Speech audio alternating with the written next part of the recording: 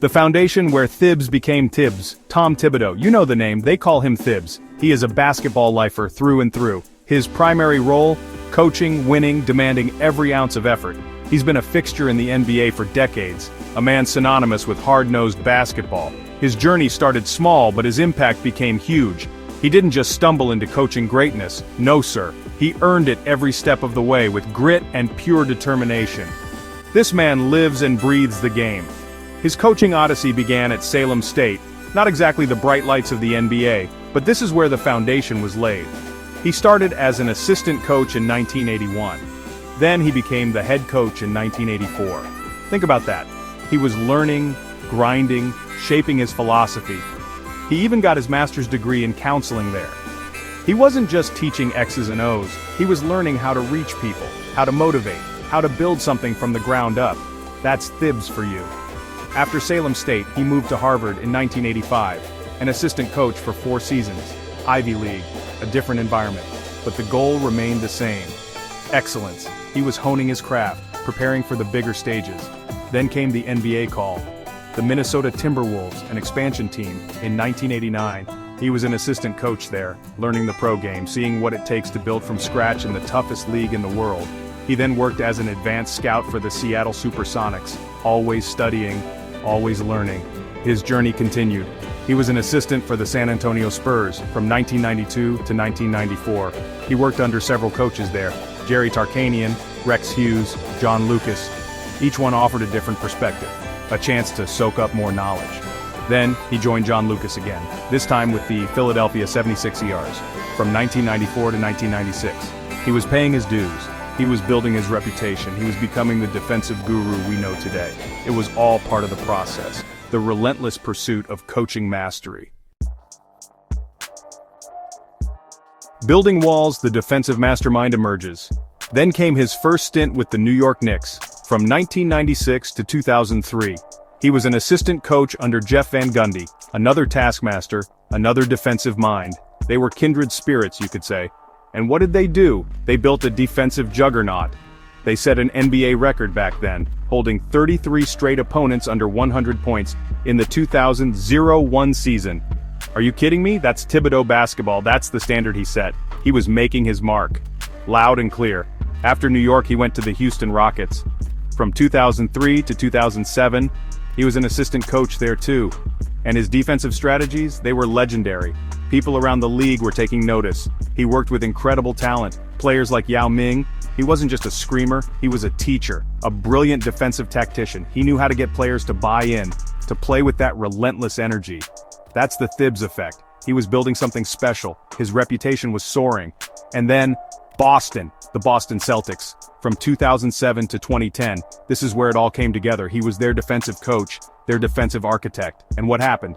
They won the 2008 NBA Finals, a championship ring. That defense was stifling, absolutely suffocating. Kevin Garnett, Paul Pierce, Ray Allen, they all bought in, because Thibs demanded it.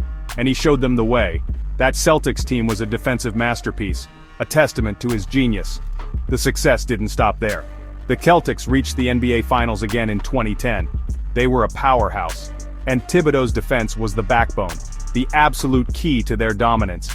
He had proven himself, time and time again. He was more than just an assistant, he was a winner, a defensive maestro. The entire league knew it. It was only a matter of time before he got his shot, his own team to lead, his own vision to implement. He was ready, more than ready. Taking the helm, leading the charge, finally, his first head coaching job, the Chicago Bulls in 2010. And did he deliver? You better believe he did. He took that team and transformed it immediately. In his very first season, 2011, he led the Bulls to a 62-win season. 62 wins, their first 50-win season since Michael Jordan.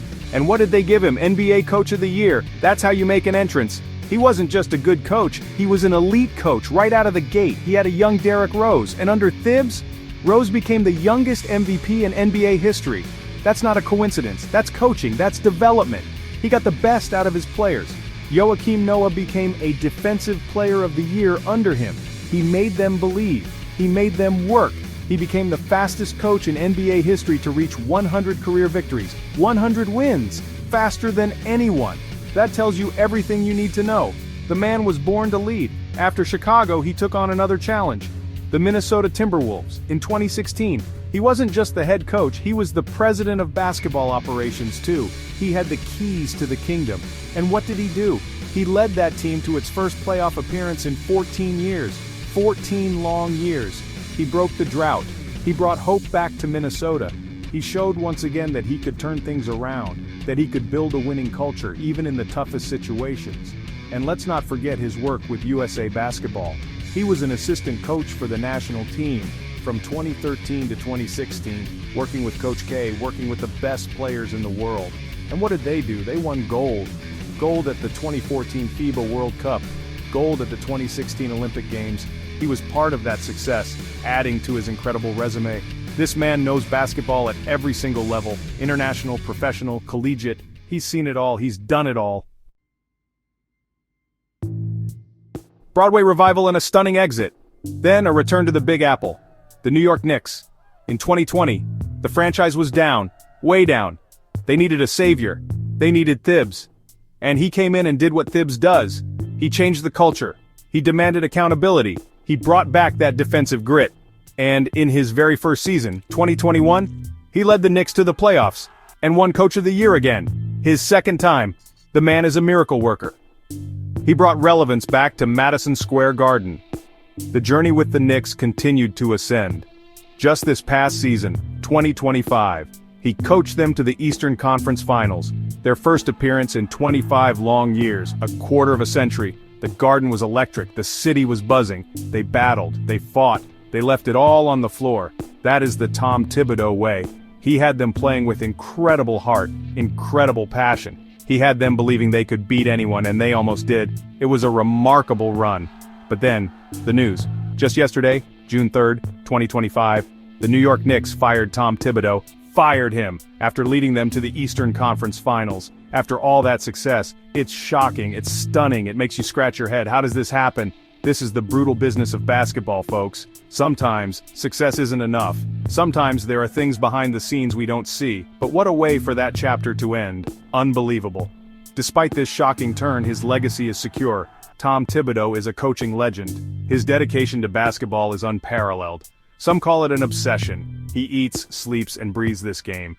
He has influenced so many players. Kobe Bryant respected his mind. Derrick Rose became an MVP. Joakim Noah a DPOI. He makes players better, he makes teams better. His no-nonsense style, his defensive genius, his relentless pursuit of victory. That is Tom Thibodeau, a true giant of the coaching profession. Make no mistake about it.